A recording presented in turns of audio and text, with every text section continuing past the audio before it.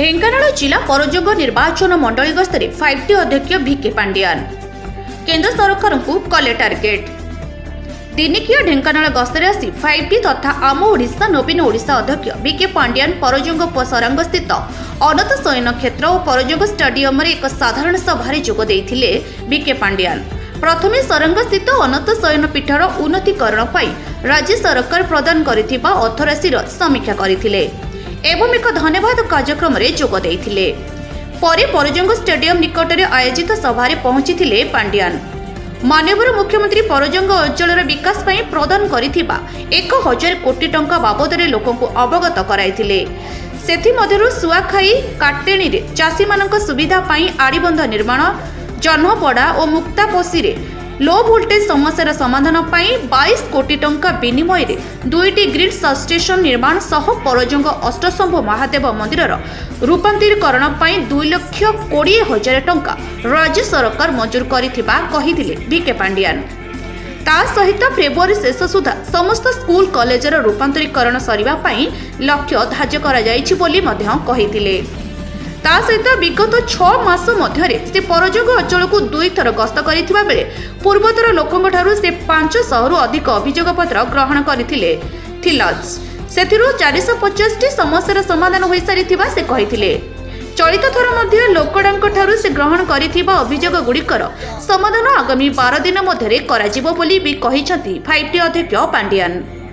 पांडियान को परजोग अंचलवासी भव्य स्वागत जणाइथिले। उक्त कार्यक्रम में कामाख्यानगर विधायक तथा राज्य खनि इस्पात मंत्री प्रफुल्ल मल्लिक, सांसद महेश साहू, परजोग विधायक डॉक्टर नृसिंहचरण साहू, जाजपुर विधायक तथा राज्य सांगठनिक संपादक प्रणव प्रकाश दास समेत कामाख्यानगर ब्लॉक अध्यक्ष प्रेमानंद साहू, कामाख्यानगर नगरपाल धर्मानंद परिड़ा, भुवन नगरपाल शुभेन्दु साहू, जिला परिषद अध्यक्ष अर्चना पुहाण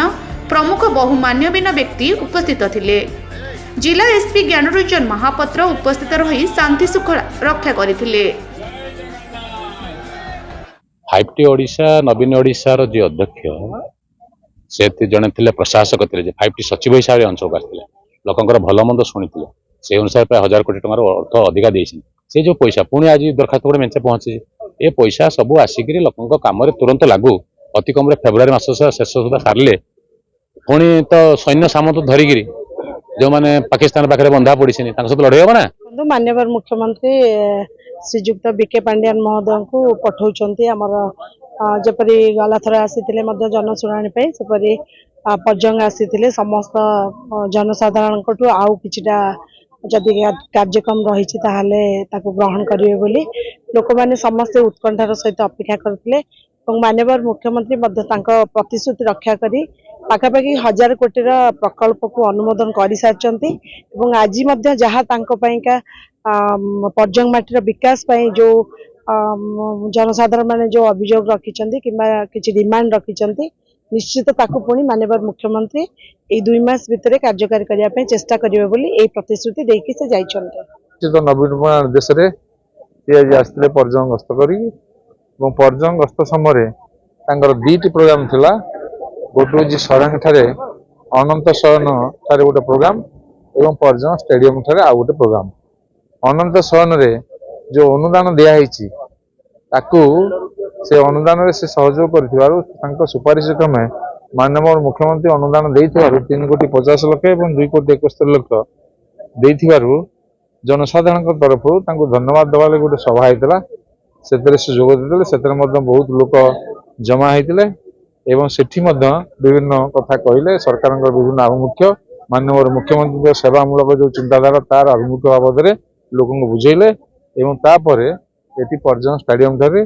ग्रीवांस नवा लगी जनसमुद्र ये उपस्थित थिले समस्त ग्रीवांस ग्रहण कले आप देखिए देखले केते ग्रीवांस ग्रहण कर गला जुलाई मासरे जो आसते से ग्रीवांस नहीं एवं से जो ग्रीवांस नहीं 526 प्राय 500 रु ऊर्ध्व ग्रीवांस से फिलअप कर माननीय मुख्यमंत्री को अनुमोदन रे से फिलअप कराई आज जो नहीं ग्रीवांस सबू ताकू पूरण करने लगी 12 दिन समय नहीं लोक मान जो टेलीफोन से लोक मैंने जनवा लगी ये कर संगे संगे आम अंचल उन्नति